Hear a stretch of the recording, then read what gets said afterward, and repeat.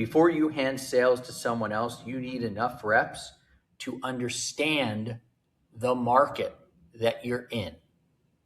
Not forever, just long enough to learn and build a system.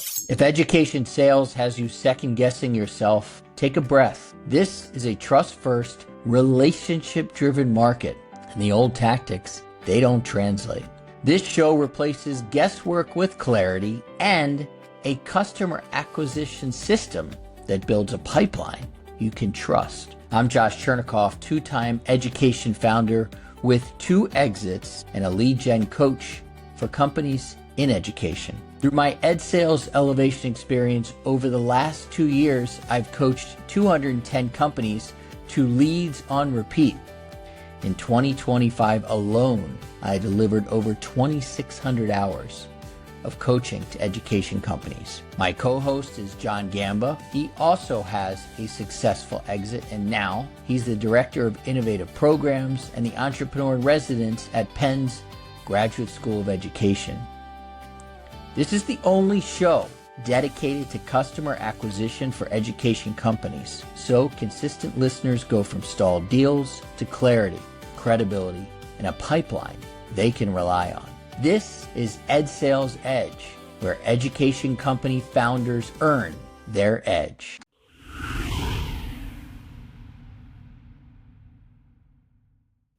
Welcome to the Ed Sales Edge. I'm Josh Chernikoff. We're going to go over a topic today on the show that I get asked a lot about.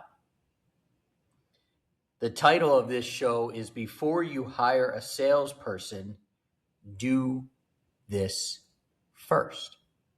Why founders need to learn the market before they delegate the sale. Yeah, I get asked this a lot. Today we're talking about a mistake I see education founders make all the time, and I get it. They want to hire a salesperson, they want to find a reseller, or partner with someone who can bring them district contracts. Again, I get it. The problem is most founders try to delegate sales before they've even learned how to do the sales themselves, or before they've learned enough about the market to be able to delegate the sales. How about this? Before Michael Dell, you guys know Michael Dell, the computer company, before Michael Dell built one of the largest technology companies in the world, he learned a simple lesson selling newspaper subscriptions. Yeah. Understand the buyer first, and then, and only then, do you build the system for sales. So today we're going to explore why founders don't need to become lifelong salespeople. I'm not saying you have to do this for the rest of your life as the founder of your education company, but you do need to understand your buyers before you hand the sales process to somebody else. As you can tell, I'm pretty passionate about this, and since I'm only 2 months post triple bypass surgery, I gotta chill out a little bit. I'll try. Let's start with Michael Dell. Before Michael Dell built one of the largest technology companies in the world, yes, as I said, he sold newspaper subscriptions. Most people selling subscriptions focused on one thing: more calls, more activity, more volume. Michael Dell did something very different, actually.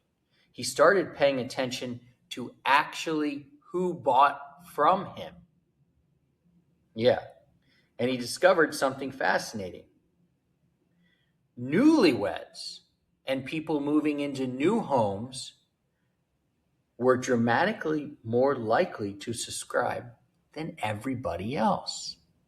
Yeah, newlyweds and people moving into new homes. So instead of making random calls, he started targeting those buyers specifically. He gathered public records, mailed them offers, and his results dramatically increased. And that lesson stayed with Michael Dell. Learn the buyer first. Then you build that sales system. And when I received an email this week from a founder named Adrian, I immediately thought about Michael Dell. Because Adrian asked a question that many education founders eventually ask, not out loud, but privately. The question sounded like this, quote, "Can somebody else just do the sales part for me, please?"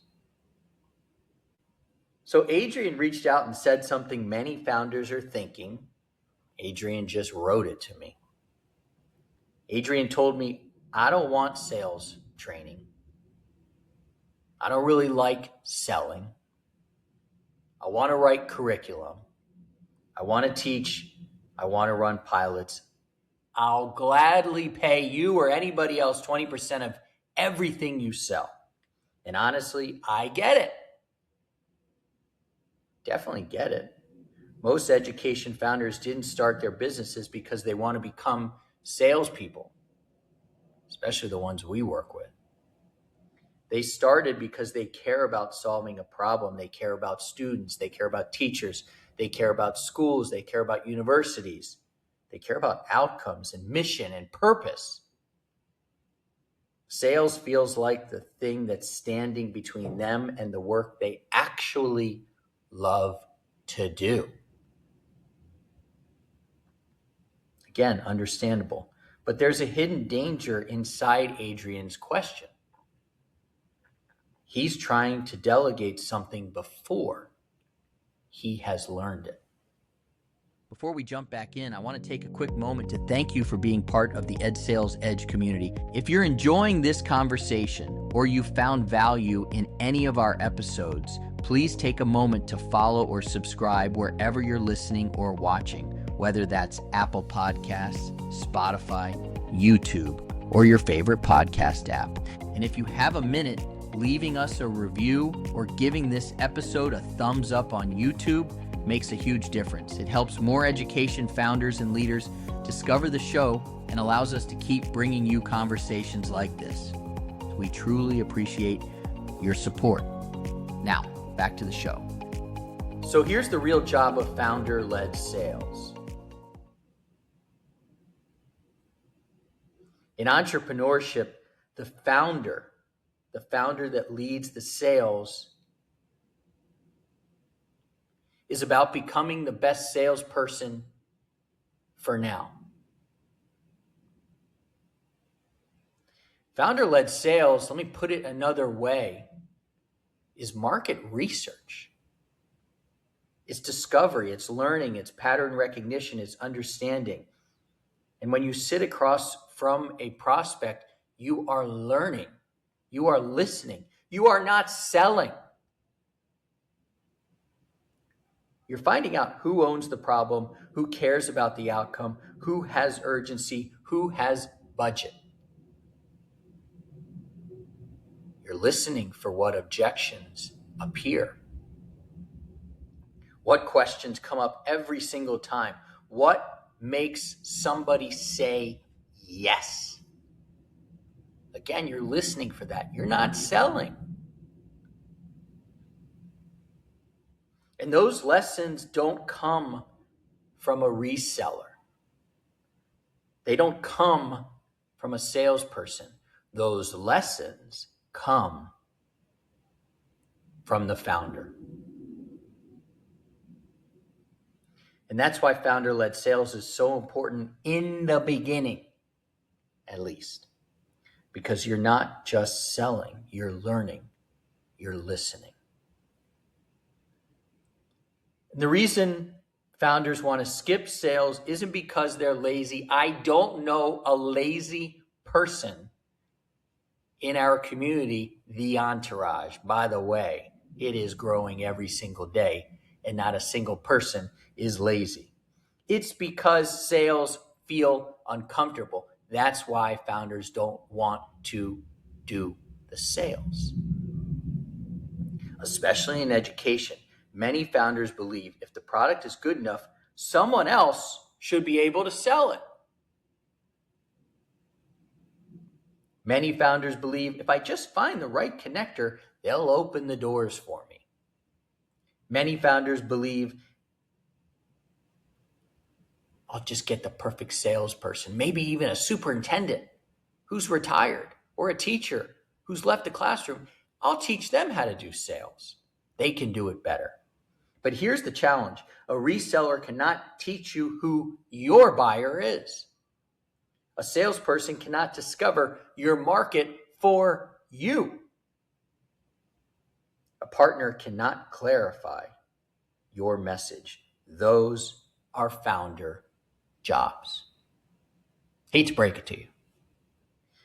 In fact, most sales problems are not actually sales problems. They're targeting problems, they're positioning problems, they're messaging problems, they're offer problems. And that's why we spent so much time recently talking about targeting, if you've looked at the last couple shows in the sequence here.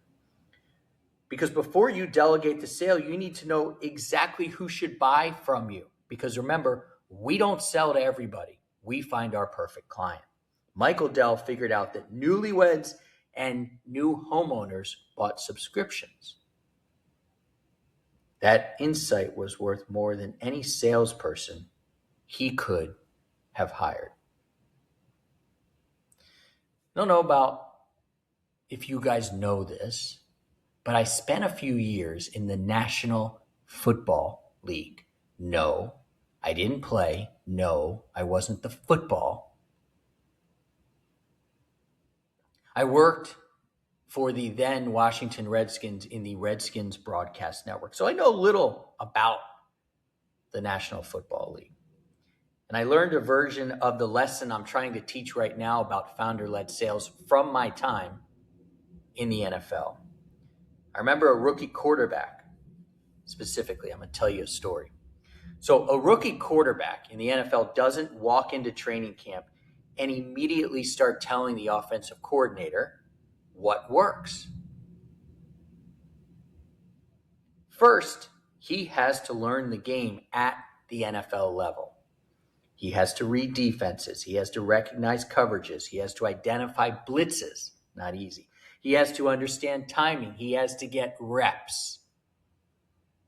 Only after that quarterback understands what he's seeing can he help shape the system that he is joining at the professional level. Founders in education are no different. Before you hand sales to someone else, you need enough reps to understand the market that you're in. Not forever, just long enough to learn and build a system. And that's the part that founders, again, often miss. I'm not saying you need to become a lifelong salesperson. Not at all. I'm saying you need enough experience to know what works. Because once you know what works, as you know, you can teach it. And this is exactly why we've been building the education sales entourage. Because a 90-day plan is helpful. But a 90-day plan inside the right room is much more powerful. You need a place to bring your questions, your target buy, your offer, your messy message, the thing you keep circling but haven't acted on yet. That's what the entourage is becoming, a working room for education founders. So if you're already inside, use the room. And if you're not yet, go to school.com/entourage. All right, back to the show. So I want to talk about what success actually looks like. This is where I think about founders like Jamie West. She's the founder of Johnny Max. Fantastic founder, fantastic person who was in our program. Jamie didn't suddenly become successful because she found resellers. She became more effective because she learned how to communicate her value more clearly to those resellers. In fact, Jamie joined our program and she was trying to work with resellers, but they weren't doing a good job. She joined the program, our program, and everything changed. I think about Wayne Bouvier, the founder of Hire Digital, my buddy, Wayne is exceptional at building relationships, but he still does the work as a founder. He stays close to the market. He learns from conversations. He understands what buyers are experiencing. And he took the time to do that himself and create a phenomenal sales program. And then went out and hired the best salesperson possible. Neither of those people skipped discovery. They did the work first. They created the systems, and then they created scale. Jamie figured out her program and then how to work with resellers. Wayne figured out his program and hired a salesperson. Let me be clear. There's absolutely a time and a place to hire sales support. There comes a time to build partnerships. There comes a time to work with resellers. But not at the beginning. The right time comes when you can answer questions like, who is your perfect client? What urgent problem do they own? What language resonates with them, i.e. messaging? What objections appear repeatedly? What offer consistently gets attention? What does a qualified opportunity look like? What does your sales process actually look like? Those are some tough questions right there. If you can't answer those questions yet, you don't need a salesperson. Congratulations. You need more discovery. If you hire someone before you know the answers, you're not delegating sales. Guess what? Get ready to write this down. You're delegating confusion. Raise your hand if you've done that before. I know I did. If you can't answer those questions, you're not delegating sales. You're delegating confusion. Put that on the quote board. Quick pause before we wrap. This is the work we help founders do inside the ed sales revenue machine and the education sales entourage. Get clear on your perfect client. Tighten your offer. Build the right relationships. Create the rhythm. And stop guessing alone. If you want the simple planning tool from today's conversation, text 90 days to 7713334-233. We'll send you the 90-day Founder Challenge. And if you want the room where founders are doing this work together, go to school.com/entourage. All right, let's close this out. The lesson from Michael Dell is not that he worked harder, it is that he learned faster. Yeah, he learned faster who bought, why they bought, and where they were. And only then did he build systems around those discoveries. That's the lesson Adrian's question reminded me of. Founders do not need to love sales, but they need to understand their buyers, because before you hire a salesperson, before you find a reseller, before you hand the sales to someone else, guess what? You need to earn the right to delegate. Yeah, you got to earn that right, baby. And you earn that right by doing the work first. Not forever, not forever, just long enough to understand the game. Just long enough to understand the game. Thank you all for joining us on the Ed Sales Edge. Hopefully you've enjoyed this show as much as you've enjoyed the others. And if you're enjoying the show, I've got one ask. I don't make it often. We're picking up a lot of steam here because people are liking and sharing and rating our shows. If you can be one of those people, I'd appreciate it. In the meantime, from the bottom of my repaired heart, thank you for joining us on the Ed Sales Edge. All right, that's it for this episode of the Ed Sales Edge. Thanks for joining us. If you sell into education, the goal of this show is very simple: to help you stop guessing what actually moves deals in a system where trust matters. If you want to go deeper, join us inside the Entourage, our private community for education founders and operators selling into schools. You'll see the details in the show notes. If this episode helped you think more clearly, that's great. Subscribe, like it, and share it with another founder in the education space. Until next time, get clear, build trust, set up a system for sales, and keep earning your edge.